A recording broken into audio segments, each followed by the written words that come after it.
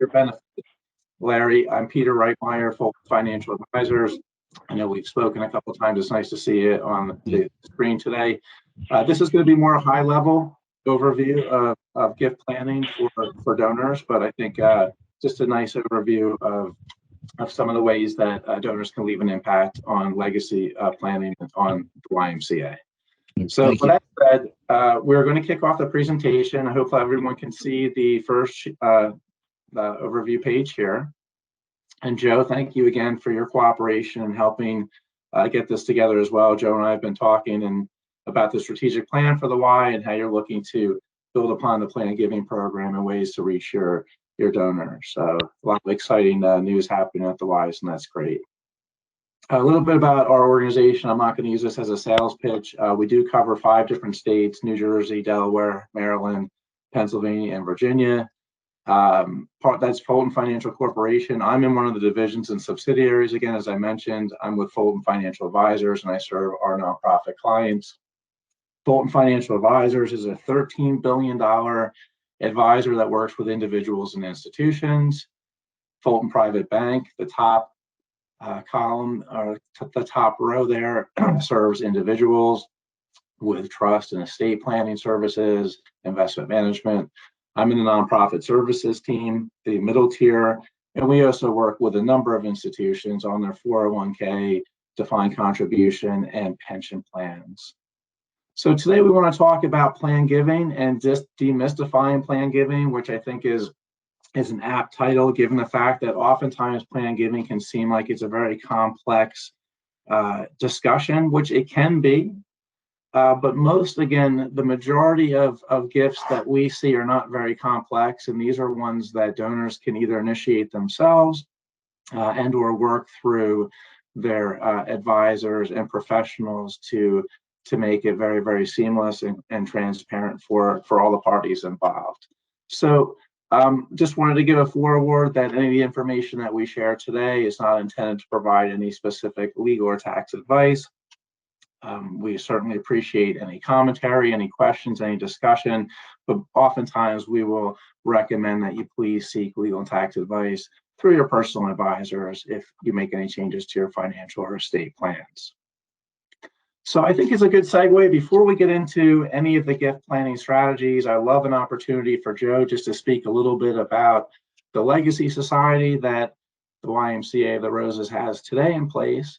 And then we can talk a little bit more specifically on how individuals may want to consider making a legacy towards the Y. Joe?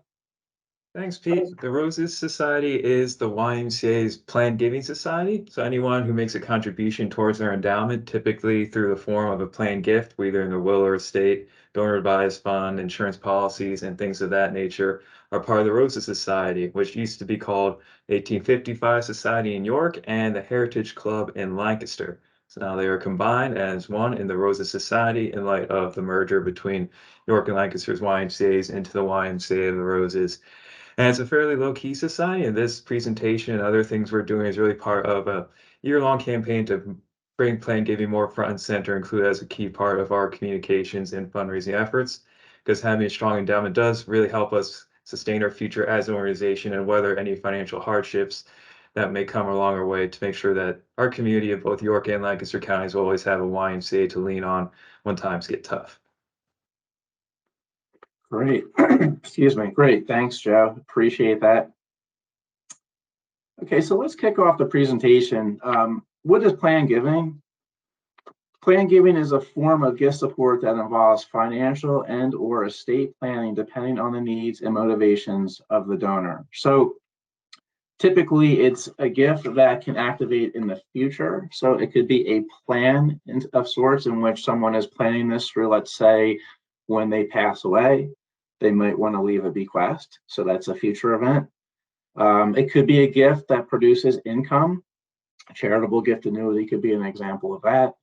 Gifts that preserve assets, that's typically through a trust, and gifts other than cash. And we're going to get into some of these today, specifically stocks, but it could be mutual funds and fixed income vehicles as well, real estate, art. So it's any type of gift planning that typically you're involving an advisor. There are a host of different types of plan gifts here. You can see the list. I'm sure there's even ones outside of this list.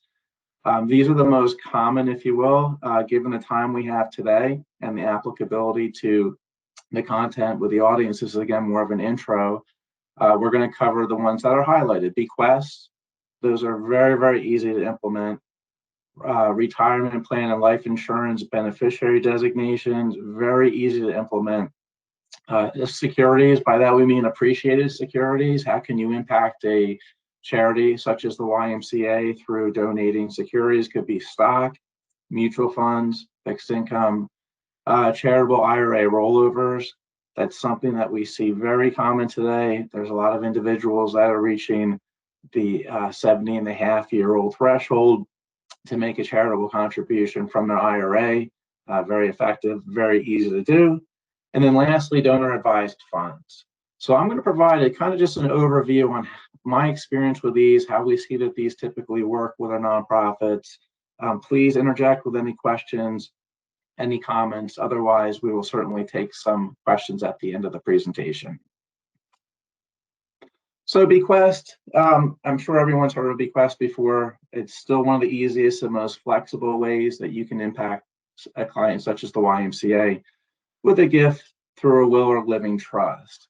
So when you make a bequest, and that is obviously it's appointing typically an attorney to help you, not always, and we can talk about that, different ways of accessing different services to complete your bequest. But typically it is through either an estate attorney or you're drafting your own will. It does qualify for an estate tax charitable deduction. It reduces the burden of taxes on, say, your family after you pass away. And then you can make a legacy to the YMCA. And with each of these gifts, I'm just going to give a quick kind of scenario, and hopefully this resonates with you, and more practicality on how this would be implemented. The scenario is such: the husband and wife have amassed a sizable estate. They have 3 independent and successful adult children and several grandkids. Through the assistance of their tax professional and estate attorney, the couple have planned to leave a gift in their will to the YMCA. Comfortable knowing they satisfied all their lifetime giving goals, they made arrangements to transfer all remaining assets to the YMCA upon their death. Very straightforward, very easy to implement. The next is very easy as well. This is the beneficiary of retirement assets or life insurance. And when I mean that, it's specifically around the beneficiary designation. So most individuals have some type of long-term savings plan through a retirement savings plan. It could be an IRA. It could be a defined contribution plan, such as a 401k, 403b plan, if you're working for a public organization, and even pension funds for that matter. But basically what you can do here is designate all or a portion of the plan value to the nonprofit when you pass away.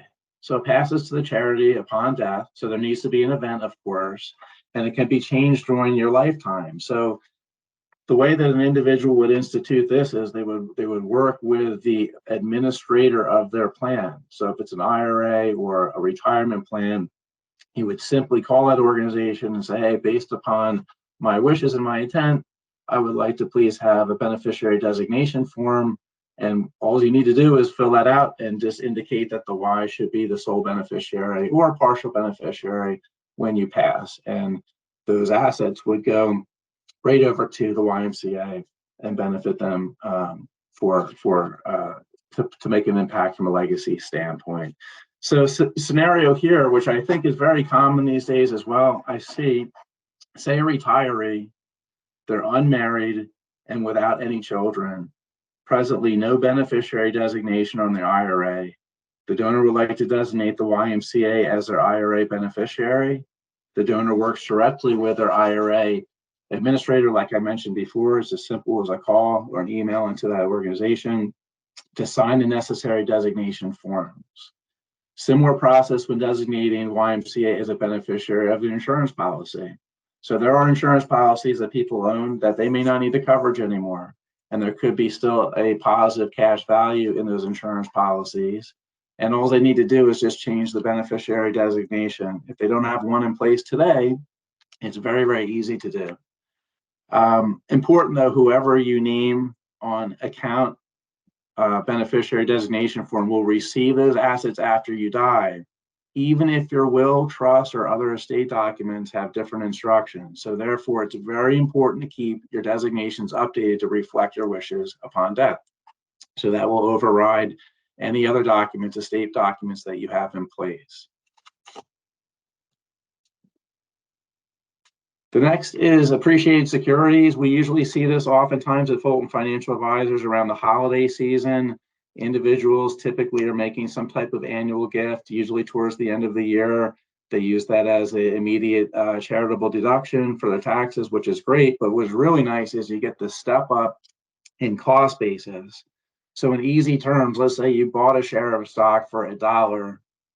Let's say over 5 years, it appreciated to $10 a share. When you go ahead and make that gift from your broker directly to the YMCA, you get the step up in cost basis. So you're not paying any capital gains between the $1 and $10, and the full value of that security is put towards your gift, and you get the immediate tax deduction, like I mentioned. So very impactful, very easy to do. We see a lot of mutual fund gifts, a lot of individual stock gifts. I have seen some more complex, 1 or 2 options, which were a little bit more complex to work through, but mostly mutual fund and stock gifts towards the end of the year. But of course, you can do those anytime throughout the year and making a meaningful impact on the YMCA. The next one is really becoming very, very commonplace, and I believe it will continue to do so with the emergence of the baby boomer population. It's the charitable IRA rollover qualified charitable distribution. So, this is an example where essentially you're able to take your required minimum distribution, which you have to take at age 70 and a half. You can transfer those dollars directly to a nonprofit such as the YMCA for a maximum up to $100,000. So you don't get a tax deduction for this, but you can satisfy your required minimum distribution. It does reduce your taxable income, even if you're not itemizing. And it results in federal and in many cases, state income tax savings. So you would work basically with your IRA administrator here to direct your required annual distribution directly to the YMCA. Here's what will be a scenario. Individuals aware that their required annual distribution could increase their taxable income in such a way that it pushes them into a higher tax bracket. Nobody obviously wants to be in a higher tax bracket if you can avoid it. This could reduce eligibility for tax credits and deductions. To eliminate or mitigate the impact of this income, a donor can direct their annual distribution to the YMCA. It's not treated again as a taxable income and allows the individual to satisfy the required minimum distribution. So that's an easy one. If you don't need the cash, if you don't need the up to $100,000 a year in income, you can just go ahead and direct that to the YMCA and get the benefit from a tax standpoint. Last is the donor advised fund. Again, there are many other gift vehicles. These are the most common ones. Donor advised fund, there's millions and millions of dollars sitting in donor advised funds today that are more or less stagnant, if you will. It's one of the fastest growing charitable gift vehicles available to donors today.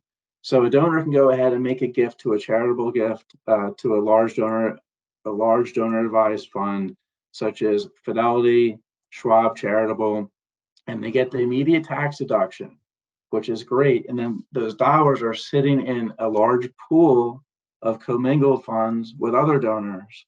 And there's no immediate direction from the IRS right now that makes it mandatory for a donor to make a distribution from a donor advised fund. So it's as simple as asking your donors today, do you have a donor advised fund? And you may be surprised if they're willing to give you that information. You may be surprised for them to say, yes, I do. I made it years ago and it's sitting in this Schwab charitable account and I have done nothing with it. It's just growing. it's had some nice appreciation, you could say, well, you can direct those, you can make a grant from that donor advised fund directly to the YMCA. So that is, I think, also another interesting way, if you think more globally around philanthropy these days and trying to get multiple generations involved. This is a scenario, I think, that is applicable to families that really are into philanthropy and they want to get their the next generation involved. The grandparents want to leave a legacy, let's say, to the YMCA. They also want to educate their grandchildren on the power of philanthropic giving. Consequently, they have established a donor-advised fund through Schwab Charitable. They meet annually with their grandchildren to discuss the growth of the account and how their grant has made a positive impact on the YMCA.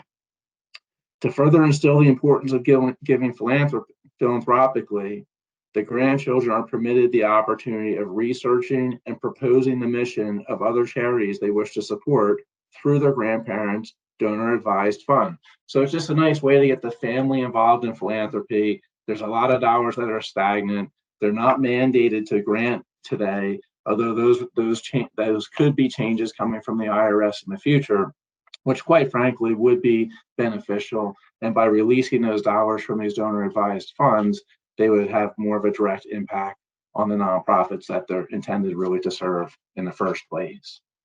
So I know I went through those quite quickly, if you will. We just kind of did a high level overview on the different types of gifts. Let me pull back up to the page with all the different gift types listed. And if you have any specific questions, we can talk about those. And if there's any questions from the audience, specifically to any other ideas you may have around gift planning, please let us know and we'd be happy to address those.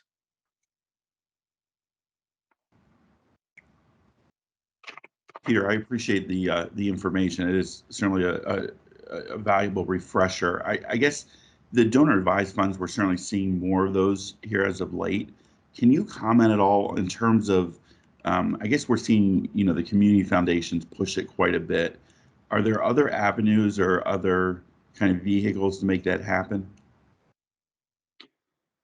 And is this Doug? I can't see who was asking. I'm sorry. Yeah, my camera's not working. I apologize for that.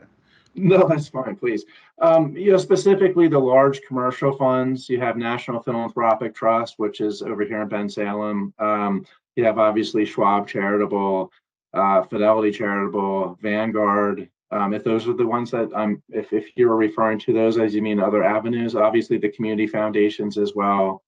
There's large, a lot of large religious organizations have some of their own donor advised funds for their constituencies as well. Thank you. You're welcome. Do you know if there's any?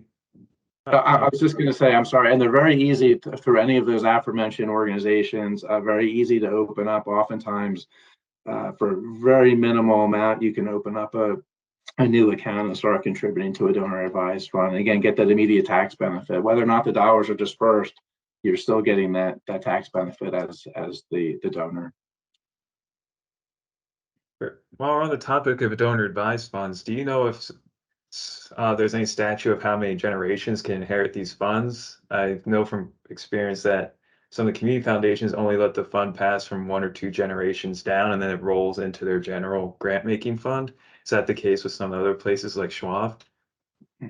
That's interesting. I wasn't aware of that. So thanks for mentioning that, Joe. I'm not sure, to be honest with you. I would think it would be dictated by the account terms and who's the beneficiary. And I would think it would be set up just like, I'm thinking probably similar to a mutual fund type of agreement with Schwab or with Vanguard, where, you have an account agreement in place, that will live to the terms that are mentioned in the agreement itself.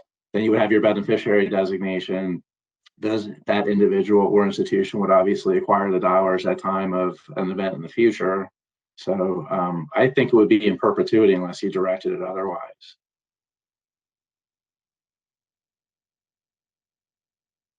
Yeah, that's a good question, though. Any other questions from the group or any ideas? Could you talk a little bit about these free will style websites and whether or not they are applicable to purposes like this, or are they not worth the headache at the end of the day? Yeah, I think that's a great question, and I know them fairly well through a nonprofit group I used to be involved with, and they often would come during our annual Plan Giving Day conference, and they set up a booth and educated folks. I think it's impactful. I think it's a great idea. I think it really depends on how complex your estate plan might be or your giving plan might be. I looked at their website before, Write Your Legal Will Online, free and simple. And they've got some really good reviews too. And I think it's vetted by a lot of really well-known attorneys. It does allow individuals to create wills and trusts online, which I thought was interesting as well. I would offer that services such as what, Free Will provide. It really depends on how complex your situation is. A will is one thing, and obviously it needs to be in compliance with the state law.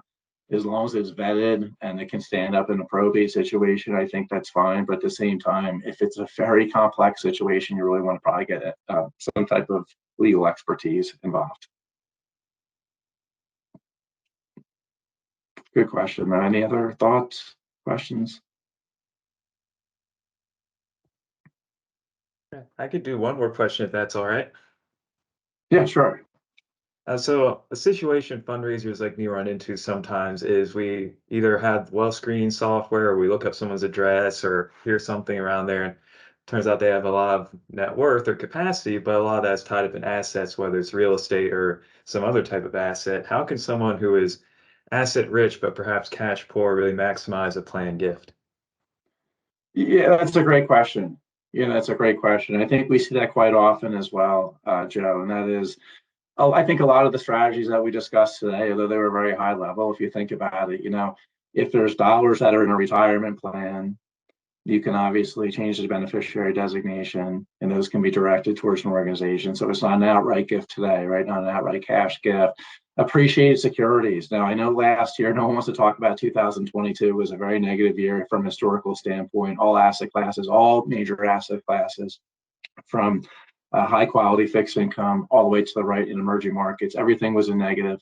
So that said, though, we still saw a fair amount of stock gifts last year. I would say probably on the higher side, which was pretty interesting. So even though there's ups and downs in the marketplace, people are still holding on to long-term capital gains. So if you're sitting on securities, if they've appreciated, if you're not looking necessarily to take that capital, you obviously don't want to pay taxes, it's just a great way. There's nothing out of pocket today, and you make an immediate impact. Thank you. You're welcome. So I hope this was helpful. I hope it was beneficial. What I would suggest is in the presentation, we do have our contact information. I always would enjoy being a resource. What we've done before was we've even gotten on the phone with some donors and with some nonprofits, and we've collaborated in thoughts and ideas. I do have my Chartered Advisor in Philanthropy, which is a designation offered through the American College of Financial Services. Allows me to consult with individuals and institutions on planned giving. And one thing I learned, I think probably the most important thing that I learned out of that designation and that coursework was that it's a team of individuals that are usually executing the more complex planned gifts. Again, an individual can direct any of the things that we reviewed today, any of the specific types of ideas. But as things do get more involved with property and trust, usually you have a financial advisor or planner, a tax advisor, a legal advisor, probably an insurance professional, possibly the development professional from the nonprofit. And so it's a team approach, which is nice to know. So our information's here. Please feel free to reach out anytime if we can serve as a resource, and really appreciate the opportunity to spend some time with you this afternoon. Thanks, Peter. Yeah, Peter, thank you. And Joe, you do ask great questions. Thank you. And thank you, Peter. This was very helpful for me, and I hope the other people as well. Yeah, so Peter, I don't know if you know, but my husband and I host an event every year for the Y and invite people to try to educate them on planned giving and potentially leaving a legacy to the Y in their exit strategy, as I always say. That's my main reason for being here today. But yeah, so it's helpful to me to understand those various ways of giving in case somebody were to ask. Yeah, and thanks for your leadership in doing that. I'm a huge fan of the Y. I was mentioning to Joe right after this, I'm going to go swim a couple miles at the